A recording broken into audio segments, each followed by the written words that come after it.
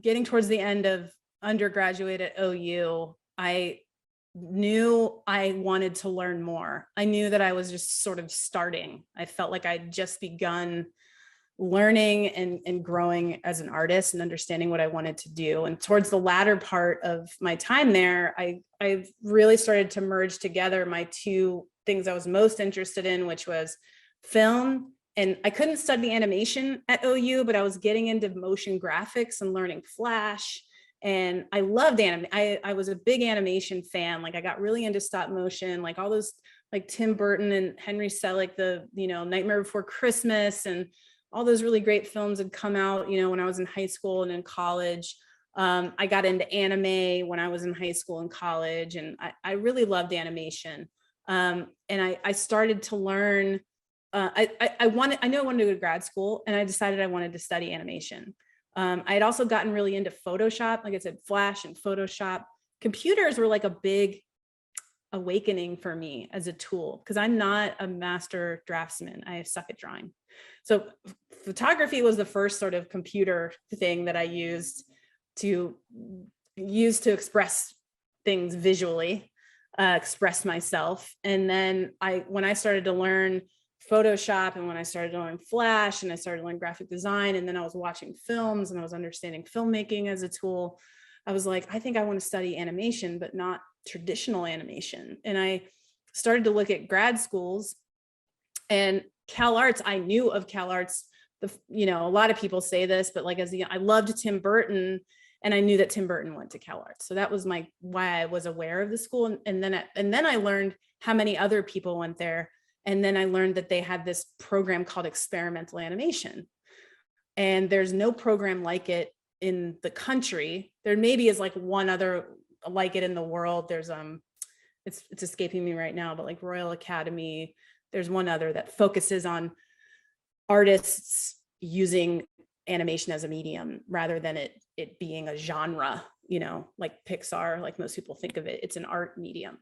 And you introduced me to Dorn Hubler, who went to CalArts and is a amazing visual effects artist that works.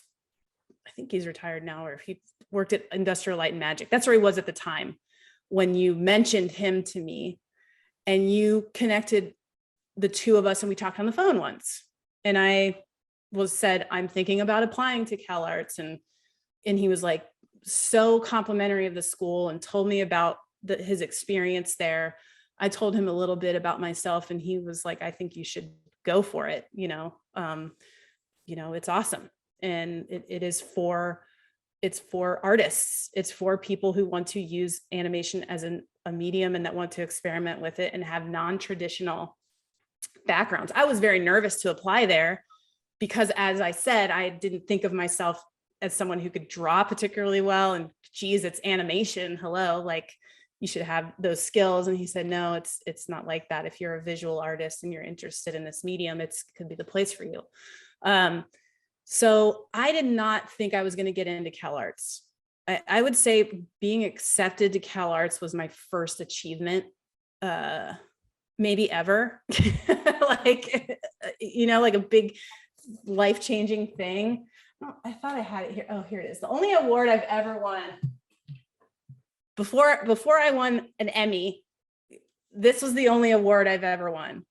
This is the photography medallion from Sycamore High School, and I shared it with one other person. I didn't even win it outright. I shared it with one of my classmates, which is nice. It's nice to share. But, I wasn't, there's kids that are really gifted and they're like, oh, I won the art contest and I won this and I won that. It was like, even in college, nobody was like saying, oh, Lauren, you're the greatest thing ever. So when I got into CalArts, I freaked out. It was like winning an Emmy to me. It felt amazing. And I didn't understand where I was going. Like, it wasn't like, ooh, I'm moving to LA. CalArts could have been on Mars for me. It was this program.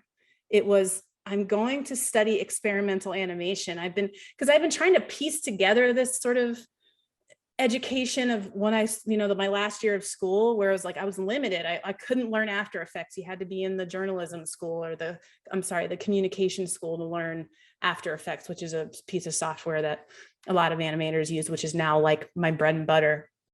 And so I felt like I was just so, I didn't even understand. I was moving across the country. None of it, I wasn't thinking about any of that. I was just thinking about, I get to go there and study this. This is a dream come true.